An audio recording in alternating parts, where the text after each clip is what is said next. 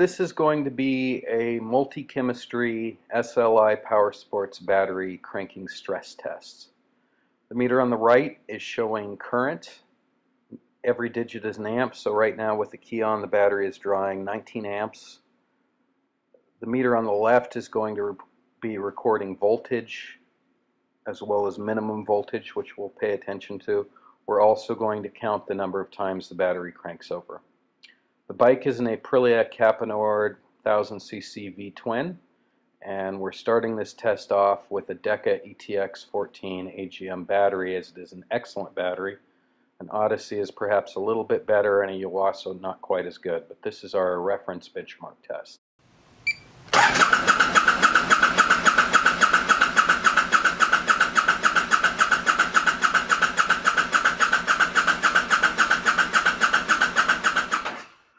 A little more about this test.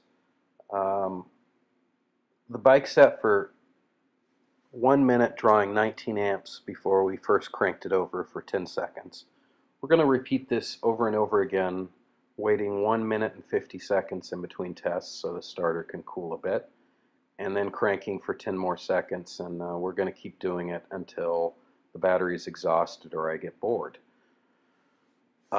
This is to simulate rough starting conditions with perhaps a bike that's not running so well.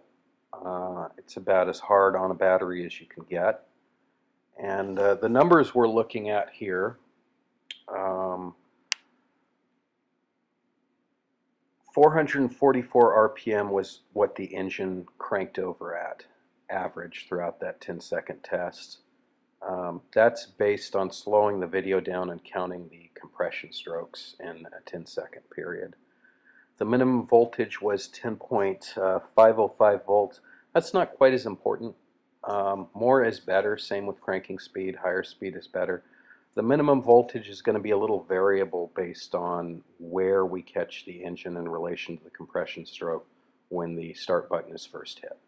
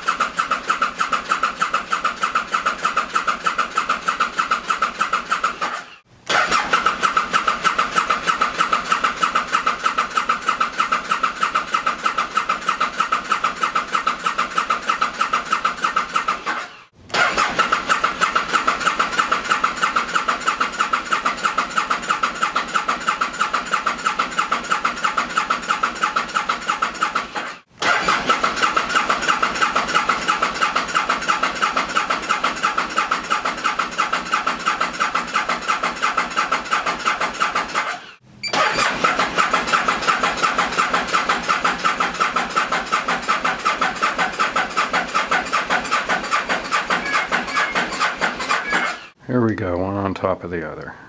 1 minute rest. That's it. That's it. She's done. Whoa!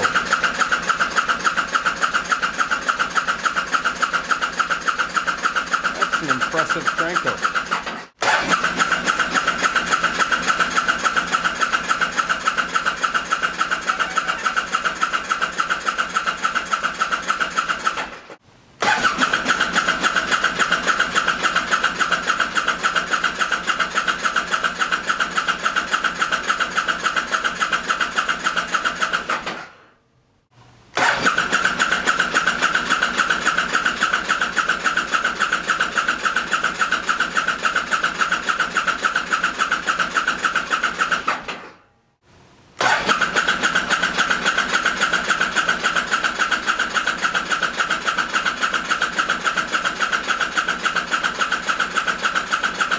Test.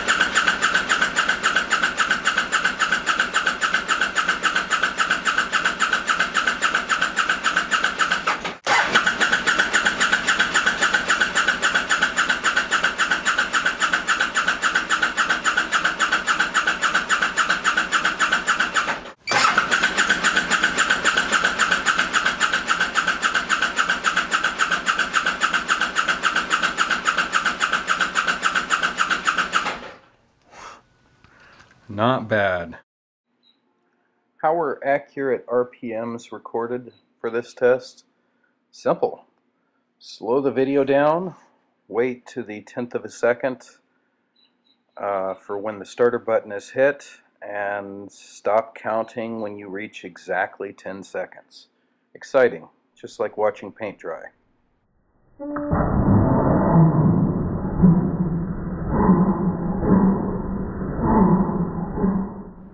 This wasn't as exact of a test as could be done with fixed equipment indoors, but it's good to use an actual bike to determine things from time to time. The test conditions were similar for both batteries. It was 64 in the garage instead of 69 when the anti-gravity battery was tested, and I tended to hold the starter button just a little bit longer, about 3/4 of a second longer on average during the tests of the anti-gravity battery. So that was a little harder on the anti-gravity battery, but it's as close as I can get, and it won either way. You may be wondering why you don't see any Shore-Eye batteries in this test. Well, this test is one of the final, and the LFX18 and LFX21 sent to me that I was required to keep in serviceable shape failed to perform as well as the $75 lead-acid battery used in this test. The Shore-Eye LFX18 and LFX27 that I was allowed to test destructively both failed outright during the same test that the lead-acid batteries and anti-gravity battery passed. One just by going open, and the other one in a pretty impressive cloud of smoke, though no flames and no particular heat. So I'm not going forward with Shore-Eye tests.